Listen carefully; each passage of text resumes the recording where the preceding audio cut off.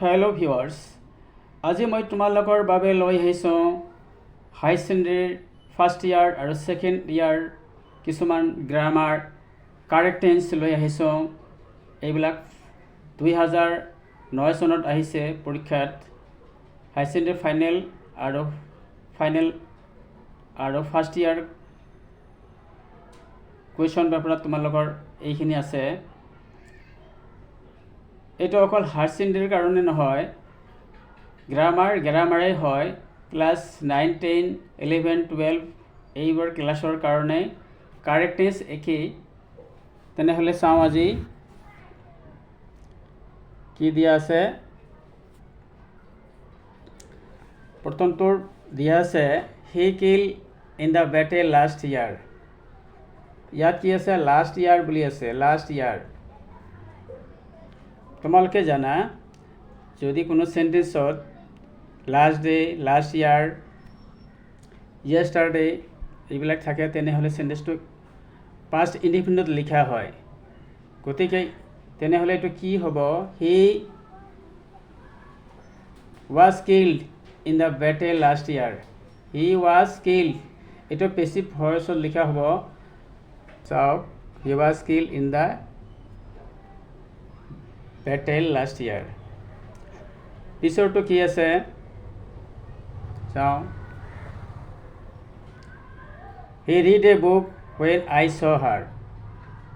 ইয়াত কি দেখিবলৈ পোৱা গৈছে? ৱেন। ৱেন থাকিলে কি হয়? ৱেন থাকিলে কণ্টিনিউৱাছ টেন্স হয়। প্ৰেজেণ্ট কণ্টিনিউৱাছ হ'ব পাৰে, পাষ্ট কণ্টিনিউৱাছো হ'ব পাৰে। গতিকে এইটো কিহৰ ওপৰত নিৰ্ভৰ কৰিব? আই চ হাৰ, মই যেতিয়া তাইক দেখিছিলোঁ। এইটো পাষ্ট ইনডিফিনিটত আছে। তেনেহ'লে এইটো যদি পাষ্ট ইনডিফিনিটত আছে তেনেহ'লে এইটো কি হ'ব? পাষ্ট কণ্টিনিউৱাছ টেন্সত হ'ব। আৰু শ্বি read a book when I saw হাৰ, মই যেতিয়া তাইক দেখিছিলোঁ তেতিয়া তাই এখন কিতাপ পঢ়ি আছিল। এইটো কেনেকুৱা হ'ব? She was reading a book when I saw her. উত্তৰটো চোৱা, she was reading a book when I saw her. তাৰ পিছৰটো কি আছে?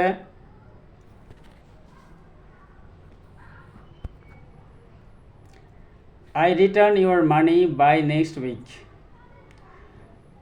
I return your money by next week. By next week, ইয়াত by next কথাটো আছে, আৰু by next week মানে অহা সপ্তাহৰ ভিতৰত মই তোমাৰ টকাখিনি পৰিশোধ কৰিম, উভতি দিম। নেক্সট থাকিলে কি হয়? ফিউচাৰ টেন্সত ব্যৱহাৰ হয়। গতিকে ইয়াত কি হ'ব? I shall return your money by next week. চাওঁ এনচাৰটো। I shall return your money next week. Next আছে কি?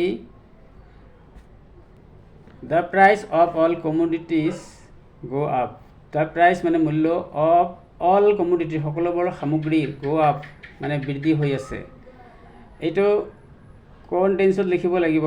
অলপ চিন্তা কৰাচোন।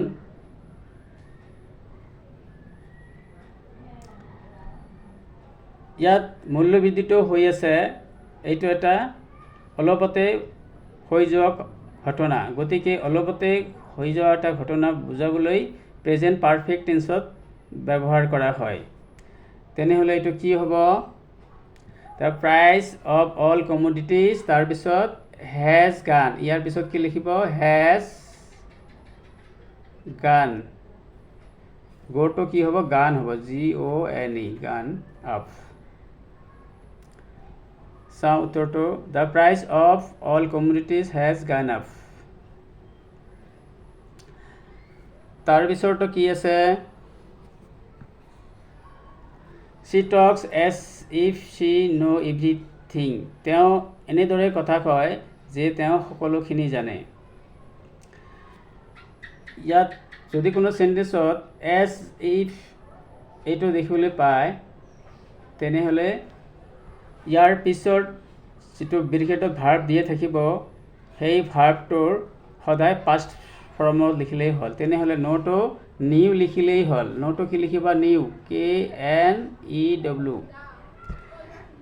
তেনেহ'লে গোটেইখিনি কি হ'ব? She talks as if she knew everything. তেওঁ এনেদৰে কথা কয় যে তেওঁ সকলোখিনি জানে। তাৰপিছৰটো কি আছে? শ্বি বি ইন গুৱাহাটী চিন্স 2001। তাই 2001 চনৰ পৰা গুৱাহাটীত বাস কৰি আছে। তোমালোকে জানা চিন্স আৰু ফৰ এইটো প্ৰেজেণ্ট পাৰফেক্ট কণ্টিনিউৱাছ টেন্সত ব্যৱহাৰ হয়। গতিকে কি হ'ব তেনেহ'লে? চিৰ পিছত হয় হেজ বিন হ'ব, has been, BEEN, been in Guwahati signs 2001। She has been in Guwahati since 2001. তাৰপিছৰটো কি আছে? মাই ফ্ৰেণ্ড মানে মোৰ বন্ধুবোৰে, কামছ হিয়াৰ ইয়াত আহে, টুমৰো অহাকালি। ইয়াত কি দেখিবলৈ পোৱা গৈছে? টুমৰো আছে ইয়াত। টুমৰো থাকিলে কি চেণ্টেন্সটো কি হয়? ফিউচাৰত হয়, ফিউচাৰ টেন্সত লিখিব লাগে। গতিকে মাই friends will come here টুমৰো।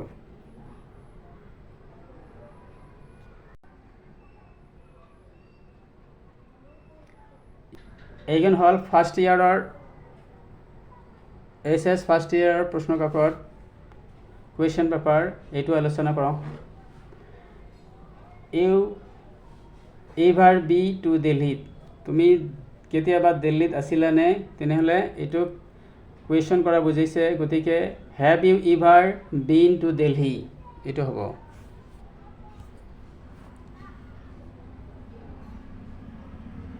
Have you ever been to Delhi. তাৰপিছতটো আছে the baby cry because it is hungry. ইয়াত কি দেখিবলৈ পোৱা গৈছে? বিকজ থাকিলে প্ৰেজেণ্ট কণ্টিনিউৱাছ টেন্সত হয়। The baby is crying because it is hungry. কেঁচুৱাজনে কান্দি আছে কাৰণ এইটো হাংৰি, ভোকাতুৰ। Next, we reach the station after the train leave. ইয়াত আছে আফটাৰ। গতিকে আফটাৰ আৰু বিফৰ এইটো পাষ্ট পাৰফেক্ট টেন্সত ব্যৱহাৰ হয়। তেনেহ'লে এই চেণ্টেন্সটো পাষ্ট পাৰফেক্ট টেন্সত লিখিব লাগিব। উই ৰিচ দ্য ষ্টেচন আফটাৰৰ পিছৰ অংশটো পাষ্ট পাৰফেক্ট কৰিব লাগিব। কি হ'ব? After the train head left, এইটো হ'ব। পিছৰটো শ্বি ইউজুৱেলি গ' টু বেড এট 10 PM। তাই সাধাৰণতে ৰাতি 10 বজাত শুবলৈ যায়। ইয়াত কি আছে দেখিবলৈ পোৱা গৈছে? ইউজুৱেলি, সাধাৰণতে। এইটো থাকিলে কি হয়? প্ৰেজেণ্ট ইনডিফিনিট টেন্সত সদায় লিখা হয় ইউজুৱেলি। গতিকে she usually goes to bed at 10 PM। তাৰপিছৰটো আছে we not see Rahul for several months.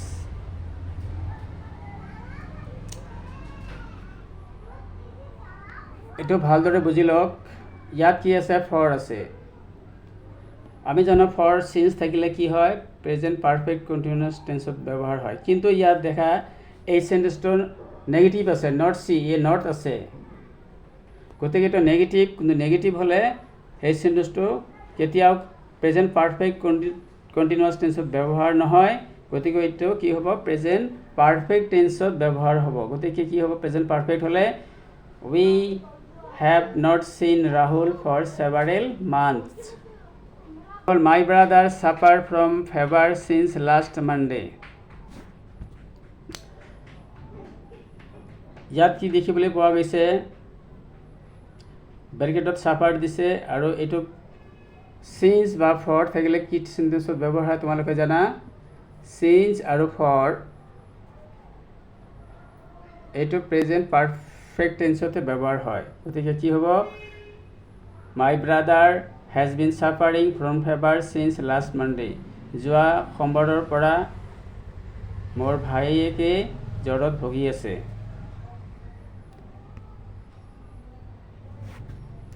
তাৰপিছৰটো আছে কি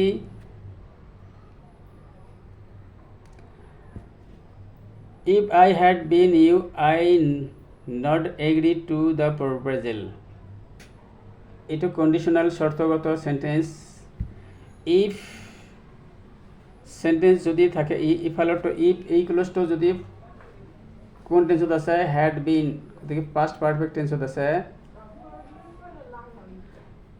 এইটো যদি past perfect থাকে তাৰ পিছৰটো পাৰফেক্ট কৰিব লাগিব আছে পাৰফেক্ট কৰিব লাগিব আৰু ফিউচাৰ কৰিব লাগিব তেনেহলে কি হ'ব if I had been you I would not agree to the proposal এটো হ'ব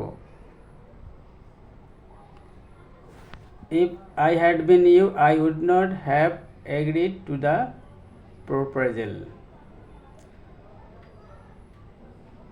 when I went there she cooked food when I went there যেতিয়া মই তালৈ গৈছিলোঁ তেতিয়া তাই কি কৰি আছিল she was cooking food তোমালোকে দেখিবা ইয়াত past indefinite আছে এইটো past indefinite দিয়া আছে গতিকে এইটো past continuous tense হ'ব she was cooking food উত্তৰটো চাওঁ when I went there she was cooking food thank you আজিলৈ ইমানেই এই আজিৰ ভিডিঅ'টোৰ দ্বাৰা যদি তোমালোকৰ উপকৃত হয় তেনেহলে মোৰ এই ধৰণৰ ভিডিঅ' পাবলৈ মোৰ চেনেলটো সাবস্ক্ৰাইব কৰিব ধন্যবাদ